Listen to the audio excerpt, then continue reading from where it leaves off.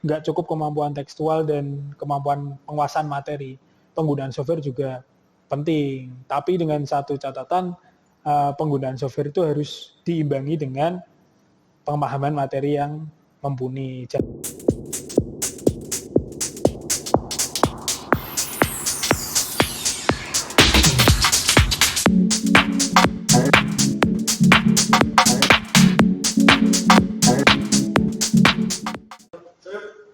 Salam visioner. Halo Sobat Kasak, selamat datang di IPK, Interaktif Podcast Kasak. Di samping saya telah ada mahasiswa Teknik Sipil Undip Angkatan 2019, yaitu Mas Fahmi. Mungkin Mas Fahmi bisa menceritakan Mas, background Masnya seperti apa? Mungkin kenalan dulu ya. Mungkin kenalin, nama aku Rizky Iqbal Zulfahmi.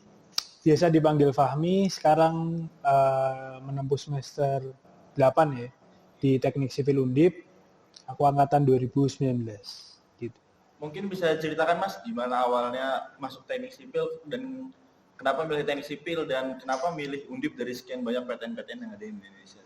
Oke, jadi cerita tentang masuk Undip ya. Jadi masuk Undip. Jadi dulu memang dari SMA sih sebenarnya sih. Dari SMA udah pengen gitu ya. Maksudnya pengen masuk ke dunia teknik sipil karena memang dilihat memang passionnya ada di situ. Mungkin kalau ke jurusan-jurusan lain kayak kedokteran atau jurusan yang lain memang kayaknya nggak passion di situ. Terus kenapa di sipil Undip? Karena memang ini sedikit sharing aja ya cerita ya. Dulu kan aku dari SMA 1 Semarang. Jadi dulu itu angkatan 18, angkatan di atasku itu alhamdulillah keterima SNM di Undip tuh, di Sipil Undip ya. Di Sipil Undip tuh banyak ya. Ada sekitar 5 atau 6 itu yang SNM ya. Jadi jalur undangan itu ada 5 atau 6 anak. Nah, otomatis kan chance-nya untuk masuk ke Sipil Undip kan besar. Nah, akhirnya dari situ aku lihat nih peluang, kayaknya kok di Sipil Undip ada peluang nih, ada agak banyak nih, agak terbuka lah, apalagi kan track recordnya kan bagus dari SMA aku ya. Nah, daftarlah aku di SNM ya, waktu itu SNM. Nah, memang kebetulan rezekinya nggak di situ. Jadi waktu awal tuh SNM tuh nggak keterima dulu. Nah, akhirnya karena memang dari awal planningnya di Sipil Undip, waktu daftar SPM pun aku juga melanjutin ke Sipil Undip itu. Nah, memang alhamdulillahnya rezekinya waktu itu di SPM. Jadi memang rezekinya di SPM ya udah masuk aja sih. Karena sebelumnya juga nggak kepikiran ke univ lain sih memang. Ya ada daftar ke itu sih, PTN lain, tapi lewat jalur mandiri. Nah kebetulan karena memang udah keterima di SPM di Undip, jadi ya nggak dilanjutkan gitu. Mungkin sebelumnya Mas Fahmi punya cita-cita masuk PTN ini mungkin ITB, UI atau UGM gitu Mas? Kebetulan sih kalau dulu memang ada sih, pasti ada yang kepinginan untuk cari univ yang kalau dulu sih aku pengen mikirnya gini sih, karena aku anak asli Semarang ya, pengennya tuh ya rantau lah, maksudnya kuliah rantau biar sekalian belajar gitu ke depannya buat hidup kayak gimana hidup sendiri ya. Nah tapi di sisi lain memang dari orang tua kayaknya kok keberatan kalau misalkan aku jauh, karena kan di sini kan ada adik juga harus ikut bantu di rumah lah intinya gitu. Nah singkat cerita ya memang di last minute akhir waktu penerimaan mahasiswa baru itu ya memang chance-nya adanya di Undip dan opsinya ya mungkin Undip aja sih. Jadi nggak kepikiran buat cari univ lain gitu. Jadi Mas Fahmi kan semester 8 berarti telah ibaratnya hampir menamatkan Sipil Undip gitu. Mungkin gimana paling berat tuh semester berapa, terus rintangannya apa aja gitu Mas? Oke, kalau diceritain ya, cerita tentang kesulitan atau rintangan yang ada di sipil itu apa aja. Ya mungkin sebagian dari teman-teman pendengar podcast ini juga merasain ya. Dari semester 1 mungkin dulu kan kebetulan aku masih offline ya. Jadi semester 1 masih offline. eh, waktu itu juga masih ada kader juga, terus juga kita masih ngerjain GSB, statika dan apa sih dulu ya, TBK ya, Oh iya. TBK ya itu. Nah itu waktu menurutku paling berat sih, tantangan terberat sih di semester 1 sih, karena apa ya, peralihan juga dari SMA, karena kan kita SMA kan rutinitasnya kan sore pulang, malam belajar, larut tidur, bangun pagi, berangkat sekolah, ya itu terus. Tapi kalau ketika kita udah masuk ke dunia kuliah, terutama di sipil undip ya, itu agak beda sih memang kan sih. Apalagi sebagai anak yang asli Semarang ya, mungkin ini sih apa ya, kalau teman-teman yang ngekos kan mungkin pulang jam berapapun kan terserah, bebas lah ya. Kalau kita sebagai warga yang asli Semarang, pulang agak terlalu malam itu juga kadang nggak enak sama yang di rumah, karena kan pasti mau nggak mau kan, entah itu membangunkan lah atau itu mengganggu tidur orang-orang yang ada di rumah lah, itu kan pasti kan sedikit banyak agak pakewuh lah kalau bahasa Jawanya ya, tidak enak gitu. Nah itu sih tantangannya sebagai, terutama bagi aku ya, jadi gimana kita planning untuk nggak terlalu sering pulang malam, terus juga kalau misalkan terlalu larut ya mending kita nginep di kosan teman. Itu sih, jadi memang tantangannya itu untuk yang semester 1 ya. Terus buat semester 2 kebetulan aku cuma ngerasain sebulan ya, sebulan offline, kemudian kan langsung online. Nah tantangan juga waktu online sih sebenarnya, itu juga sebuah tantangan, apalagi waktu awal-awal, waktu kita masih ujian online pertama kali, itu kan juga apa ya, sulit untuk menyesuaikan. Yang biasanya kalau kita ada apa-apa kendala bisa ngomong langsung ke dosennya atau penjaganya ke depan, nah ini harus buru-buru ngechat, kadang-kadang ngechat juga nggak dibales. Nah itu sih, itu awal-awal ujian online ya. Nah itu terus ya, tapi seiring berjalannya waktu ya kita bisa adaptasi ya. Nggak kerasa sih sebenarnya online tuh, akhirnya 2 tahun kita online, setelah offline langsung. Waktu itu momen offline pertama kali itu aku tuh nggak di Semarang, jadi aku offline tuh tahun kemarin ya, berarti waktu aku semester 6, masuk semester 6 itu kan masuk offline. Nah kebetulan aku semester 6 semester 7, semester 6 ya, semester 7 awal, semester 7 awal itu aku posisi lagi KP di Jakarta, jadi nggak bisa masuk secara offline untuk pertama kalinya. Jadi aku masuk ke minggu ke-3 atau minggu ke-4, semester 7 baru masuk offline. Ya gitu sih kurang lebih. Kalau untuk saat ini kesibukan Mas Fahmi ini ngapain gitu Mas? Kalau untuk saat ini sih paling kalau di kuliah yaitu ngerjain TA, terus sempat jadi asisten beberapa mata kuliah. Terus juga kalau di luar kebetulan aku juga nyambi kerja di konsultan di Semarang, Mas. Konsultan lokal berarti. Di konsultan lokal masih di kisaran Semarang. Ya buat cari-cari pengalaman sambil nambah CV. Apalagi kan ini kan untuk semester ini kan aku pure cuma ambil TA. Jadi banyak waktu luangnya sebenarnya. Banyak waktu luangnya, ya daripada kosong atau aku ambil perbaikan kan kayaknya juga udah nggak relevan lagi. Ya udah akhirnya aku ambil itu, cari loker yang bisa terima lah waktu itu awal-awal semester kemarin. Itu proses mencari kerja gitu Mas, mungkin ada relasi apa gimana, atau nyari Sebenarnya sendiri apa gimana? kalau mulai ya cari-cari sih sebenarnya sih, kita di IG itu terutama kan banyak kan, IG terus juga. Nah kebetulan tuh aku dapat kerja yang ini tuh dari kakak tingkat 2018. Dia bikin apa ya, story gitu dibutuhkan. Nah aku menghubungi, terus aku ngelamar dan akhirnya ya cocok, akhirnya lanjut sih. Dan alhamdulillah udah berjalan 4 bulan ini. Itu kalau boleh tahu proyeknya lagi ngerjain apa ya Mas? Untuk sekarang sih itu perencanaannya kan aku di konsultan ya. Di konsultan untuk sekarang lagi ngerjain di rumah sakit sih. Yang tak handle sekarang rumah sakit di daerah Kaliwungu. Tuh 6 lantai. 6 lantai. Itu sih. Selama Mas kerja nih, software-software apa gitu yang sering digunakan gitu? Iya. Kalau waktu kerja itu sih biasanya kan aku di divisi engineering, struktur engineering, jadi sering makainya ETABS sering pakai. Terus juga kalau ada software tambahan ya kayak mungkin Save, kalau kalian tahu Save. Terus apa ya, Geo5 itu untuk analisis geoteknik. Terus juga IDEA Statika untuk baja. Ya itu sih paling ngublek-ngublek di situ sama Excel paling. Sama CAD mungkin ya Mas? Apa? Ya, CAD wajib lah.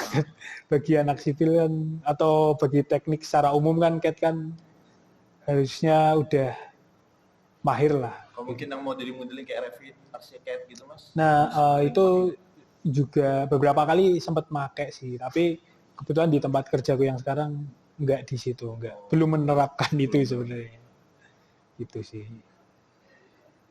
Terus kalau boleh tahu Mas nih waktu itu zaman PB-nya masih ngambil tiga-tiganya Mas? Ya, waktu PB dulu, kalau sekarang kan kayaknya milih ya. Salah satu ya. Milih salah satu ya. Nah, kebetulan waktu tahun kemarin itu kita PB milih tiga-tiganya. Jadi struktur kita ambil, keairan kita ambil, sama transport juga kita ambil. Nah, itu sebenarnya selain semester 1, semester 6 itu juga yang terberat sih menurutku sih. Karena di situ kan juga PB kita ambil semua. Kebetulan waktu itu juga masih banyak matkul-matkul yang berat yang aku perbaikan. Ada yang ngulang juga semester itu. Ya, hitungannya cukup berat sih semester 6. Ya. Berarti Mas KP-nya tuh di sela-sela semester 6 dan 7 apa di Enggak, semester 7? Jadi waktu itu tuh aku mulai ambil dosen ya. Kan kita kan kalau mau KP kan harusnya ya urutannya kan kita ambil dosen dulu, kita konsultasi sama dosennya tentang proyek mana yang kita mau ajukan sebagai tempat KP.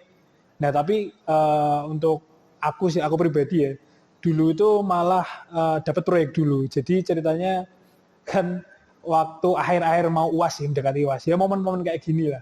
Momen-momen kayak gini mau UAS semester 6 ya. Itu aku coba tanya-tanya dulu sih sama Kating tentang proyek-proyek mana sih yang kosong atau apa. Nah, aku waktu itu tanya sama Kating 18 ya. Nah, itu dia dapat ada proyek sih di PIK Pantai Indah Kapuk di Jakarta. Nah, kebetulan waktu itu tuh mereka memang di proyek itu tuh lagi menerima, lagi open, maksudnya istilahnya lagi butuh bantuan lah dari anak-anak KP. Nah, waktu itu aku langsung dikontak sama sananya dari pihak kontraktornya.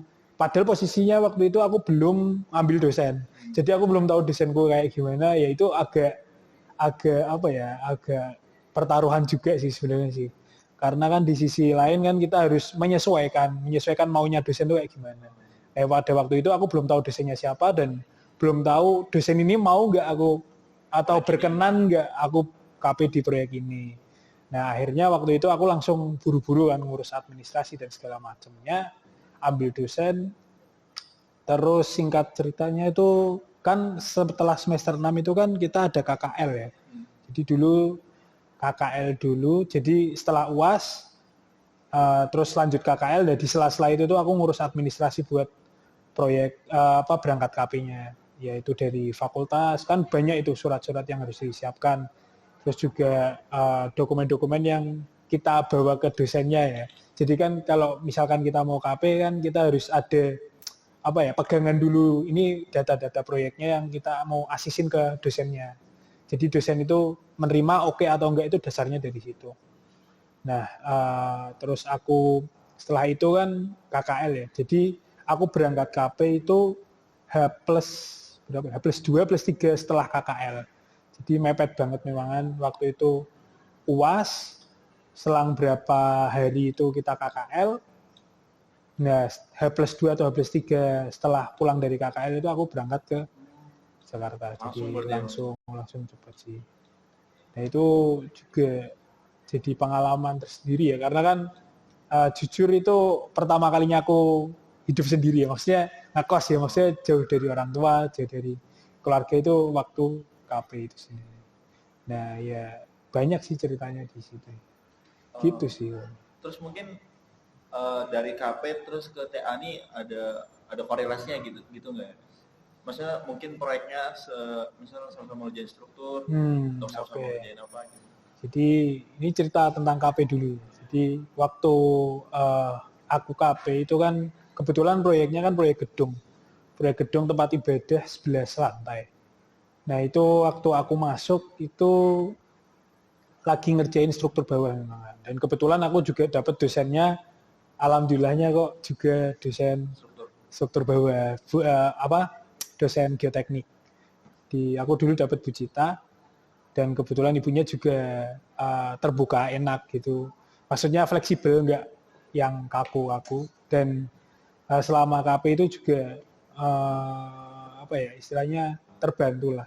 Terbantu pertama kan kita kan di semester 6 itu kan kita kan belajar apa ya PPS ya. PPS itu kan kita belajar dari struktur bawah sampai struktur atas. Nah, di KP itu kita benar-benar bisa lihat gitu. Kita benar-benar bisa lihat, oh prakteknya seperti ini. Oh yang dimaksud pondasi sumuran itu seperti ini. Yang dimaksud pile cap itu seperti ini. Yang dimaksud tie beam, slope itu yang seperti ini. Nah, mungkin kalau teman-teman nanti udah KP juga bakal buka hal-hal baru kayak gitu ya. Bakal tahu banyak hal tentang seluk-beluk dunia proyek gitu ya. Apalagi kan di waktu itu kan awal-awal selesai pandemi ya. Sebenarnya awal-awal new normal. Jadi perlu banyak adaptasi sih waktu itu ya. Terus juga banyak sih ilmu yang bisa didapat sih. Kebetulan kan aku ditempatinya nggak pure di proyek yang rumah ibadah 11 lantai itu, tapi ada dipindah ke beberapa proyek lainnya. Jadi ada proyek jembatan penyeberangan orang tapi dari budget. Nah itu juga aku dapat ilmu banyak di situ. Terus kalau misalkan ditanya korelasinya buat TA, apakah bermanfaat ya? Tentu jelas bermanfaat sekali karena kan kebetulan aku ambil TA juga struktur, aku ambil TA struktur. Nah di situ kan dan data-data yang aku gunakan itu sebagian besar memang dari proyek KP ku ya. Jadi memang wajarnya seperti itu atau memang dari kating-kating juga banyak yang kayak gitu gitu. Jadi dia KP sekalian ambil data untuk nanti dibuat TA-nya. Jadi gitu. Jadi mulai dari data tanah, data denah bangunan, aku ambil dari ya bukan ambil 100% pure ngambil sih. Tetap ada yang aku justifikasi, ada yang aku perbaiki. Gitu sih. Berarti sering bersinggungan sama baik lagi ke software struktur ya Mas? Jelas. Apalagi waktu KP dulu ya, ini sedikit cerita. Jadi dulu waktu KP itu kan kita kan ada di kontraktor. Jadi waktu itu aku pernah dimintain tolong buat scheduling, jadi time scheduling. Tapi kan biasanya time scheduling kan kita kan kalau dari tim kontraktor kan ada laporan apa ya istilahnya, laporan mingguan, ada laporan bulanan kepada owner atau konsultan pengawasnya istilahnya.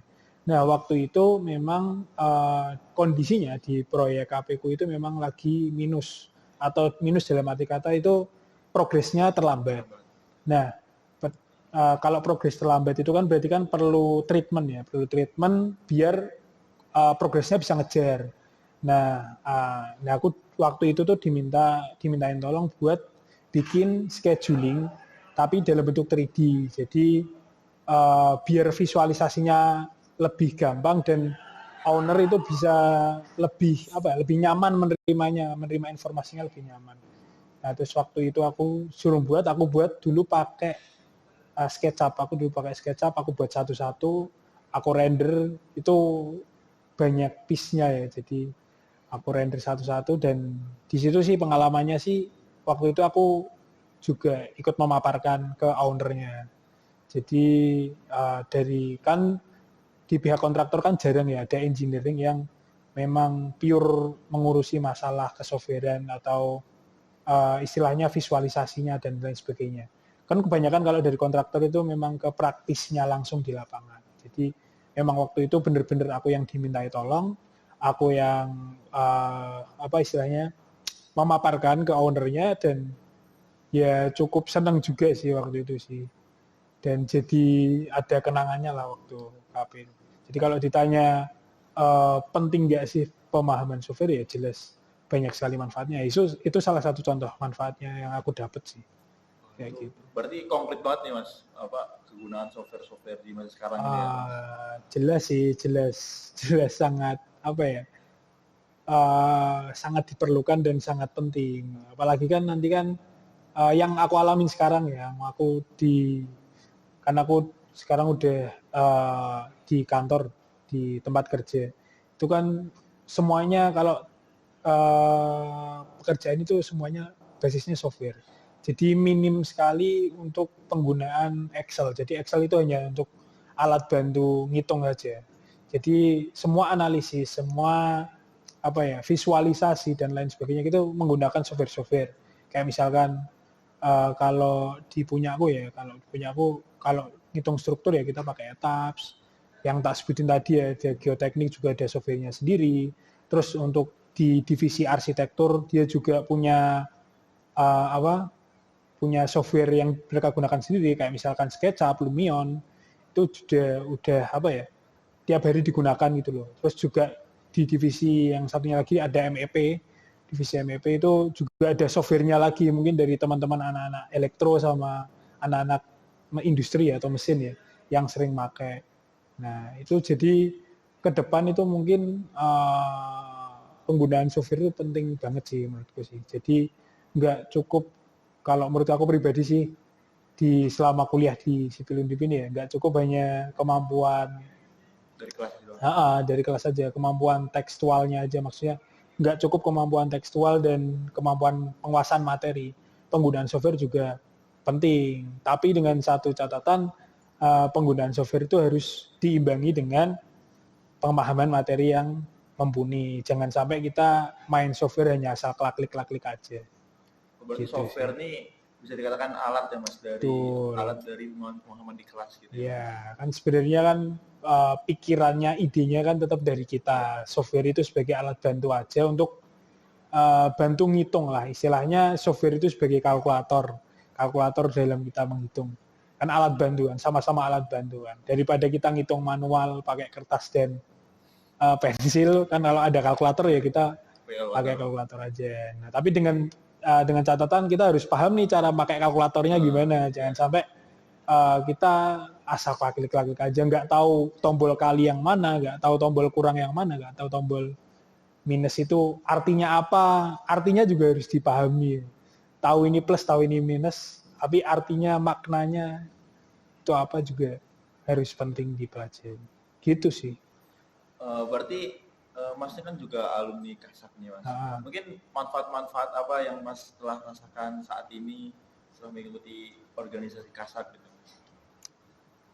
Ya untuk manfaatnya ya jelas banyak banget sih waktu. Jadi mungkin agak flashback dikit ya. Iya, Mas. Cerita tentang aku dulu masuk awal di Kasak sih. Jadi dulu itu memang waktu pengenalan biro kan memang semua biro yang ada di sipil itu menarik sih. Semua mulai dari Mapateksi, Alihwa, terus ada apalagi BPPS dan Kasak itu sendiri. Semuanya itu menarik, tapi ketika aku bertanya ya, maksudnya tujuanku di sipil itu mau untuk apa sih? Tujuanku di sipil mau untuk apa? Tujuannya kan pasti kan untuk apa ya, mempersiapkan diri untuk masa depan ya. Dan aku melihat Biro Kasak tuh punya apa ya, punya benefit yang dia bisa membantu untuk mewujudkan tujuanku gitu loh. Nah, bener aja sih waktu itu aku masuk di semester 2 dan itu juga awal-awal Covid. Nah, karena aku domisilinya di Semarang. Nah, banyak pelatihan-pelatihan yang akhirnya aku ikut di dalamnya. Jadi waktu itu kalau nggak salah kabit kepengurusan tuh masih di tangan anak-anak 2017. Nah kebetulan 2018 tuh nggak ada anak yang di Semarang. Nah adanya beberapa anak 19 tuh ada yang domisili di Semarang, anak Kasaks. Nah jadi waktu itu banyak pelatihan-pelatihan, kayak misalkan waktu itu tuh ada pelatihan SAP dari Pak Himawan. Itu aku juga kebetulan dapat kesempatan untuk ikut. Jadi panitia waktu itu. Waktu itu jadi panitia, secara tidak langsung kan kita kalau sering lihat bapaknya paparan, bapaknya menjelaskan itu kan lama-lama kan juga ada ilmu yang didapat lah. Nah kebetulan waktu itu juga aku diperbolehkan, maksudnya diperbolehkan untuk mengikuti ikut sekalian gitu loh. Kan kalau jadi panitia kan biasanya kan kita kan tugasnya apa? Nyiapin konsumsi, terus nyiapin sarana prasarana untuk penunjang pelatihannya. Nah, di sisi lain waktu bapaknya menjelaskan tuh aku juga diberi kesempatan untuk mengikuti pelatihannya itu sendiri, dan itu sih yang menjadi titik awal menurutku ya, menjadi titik awal apa ya, kecintaanku terhadap software gitu. Jadi aku suka software itu mulai dari situ. Jadi sangat berkesan banget waktu itu pelatihan SAP ya. Dan mulai saat itu passionku langsung ke software gitu loh, ke software. Apalagi ke software struktur ya. Terus nggak lama berselang sih, mungkin 2 bulan atau 3 bulan setelah pelatihan SAP itu ada pelatihan Tekla juga. Nah kasusnya sama, nggak ada mahasiswa waktu itu kan masih di rumah semua ya, nggak ada mahasiswa yang ada di kisaran Semarang gitu. Dan akhirnya aku lagi yang jadi panitia. Ya memang awalnya jadi panitia dulu.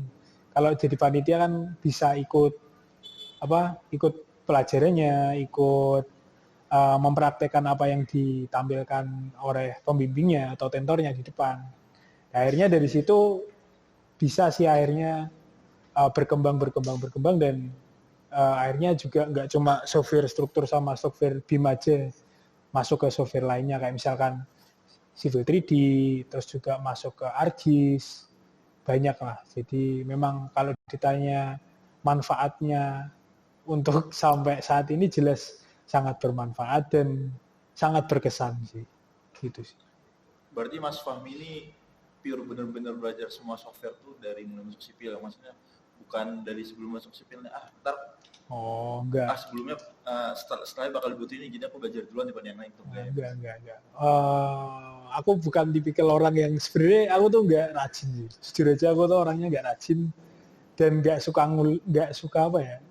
Enggak, kan biasanya ada tipikal mahasiswa yang suka mencatat gitu ya. Aku tuh enggak terlalu yang kayak gitu. Terus juga aku belajar itu enggak tiap waktu. Belajar kalau kepengen aja. Nah, kebetulan di Kasak ini aku nggak melulu cari ilmu sih. Sebenarnya ada daya tariknya. Sebenarnya aku belajar software itu karena aku suka gitu loh. Wah kok bagus ya ternyata ya. Kok bagus ya. Nggak tahu karena apa ya. Karena memang merasa ini bagus, merasa ini keren. Jadi ya let it flow aja, berkembang. Jadi sebelumnya ya memang bener-bener kosong. Aku masuk sipil juga nggak ada persiapan apa-apa, maksudnya belajar dulu sebelumnya. Enggak. Ya kayak mahasiswa normal pada umumnya lah. Masuk, belajar, gitu sih. Lulus. Ya, gitu sih. Terus tips and trick belajar software gitu Mas? Tips and triknya ya mungkin itu sih, awali dengan rasa suka dulu. Kita carilah, atau kita bisa cari fun fact dari software gitu kan. Oh ini software ini kegunaannya apa sih? Pertama cari tahu dulu deh kegunaan software ini. Kan kebanyakan mahasiswa sekarang kan taunya wah ini buat ngitung struktur, tapi nggak tahu ini struktur apa yang dihitung, kan nggak tahu. Maksudnya manfaat dari software ini apa? Misalkan kita belajar software air misalkan, HECRAS atau HKMS. Kita nggak tahu sebenarnya yang kita hitung tuh apa, nggak tahu sebenarnya. Banyak kasus-kasus kayak gitu tuh aku menemukan banyak ya. Nah, yang perlu digarisbawahi sebenarnya kita temukan dulu manfaatnya. Kita temukan dulu kesukaan kita terhadap software itu. Kalau kita udah nyaman, kita udah suka, kita udah tertarik nih, pasti kan otomatis kita bakal cari tahu lebih dalam lagi. Gitu sih. Jadi kalau ditanya tips and trick, sebenarnya aku juga nggak punya trik-trik khusus sih. Ya berangkat dari kesukaan, berangkat dari rasa ingin tahu itu sendiri, nanti lama-kelamaan bakal ngikut loh. Jadi aku jujur nggak ada target untuk belajar. Oh aku tiap hari harus belajar satu materi software ini. Aku belajar materi software ini nggak ada. Aku let it flow aja. Jadi ketika aku butuh aku cari tahu. Kalau nggak butuh ya nggak cari tahu. Karena kalau misalkan pernah sih sebenarnya pengen punya angan-angan. Oh aku targetin lah. Misalkan 1 minggu ini 1 materi software ini. Tapi nggak jalan, nggak jalan karena memang itu tuntutannya kurang sih. Sebenarnya tuntutannya kurang. Kalau mau lebih, sebenarnya ada cara sih. Sebenarnya ada yang bisa nge-push kita untuk belajar, istilahnya terpaksa belajar software itu, kita ikut lomba. Kita ikut lomba itu, istilahnya kita dipaksa untuk tahu dan dipaksa untuk menyelesaikan case dari lomba itu sendiri. Dan biasanya case-case dari perlombaan itu sendiri membutuhkan output, membutuhkan bantuan dari software-software. Nah dari situ sih mulai kita belajarnya. Dan aku belajar banyak sih dari situ sih. Waktu ikut lomba, butuh software ini, nggak tahu kayak gimana ya, kita cari tutorial YouTube, kita kerjain. Karena apa? Karena kan ada tuntutan ya, ada tuntutan. Kalau nggak ada tuntutan ya kayak yang tak bilang tadi, ya nggak jalan kalau nggak ada tuntutannya. Ya tiap orang beda-beda sih. Kalau aku sih kayak gitu. Oke. Mungkin kesan-pesan Mas Fahmi selama mengikuti Kasak tuh apa ya Mas?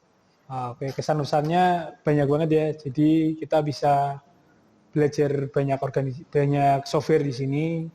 Selain itu juga kita bisa belajar untuk berorganisasi. Jadi menurutku sih disiplin yang menghadirkan pengalaman untuk kita belajar hard skill dan soft skill itu cuma di Kasak sih. Karena memang di Kasak kita juga belajar software yang nantinya bakal berguna banget untuk kita di masa depan, di dunia kerja, di dunia setelah lulus nantinya.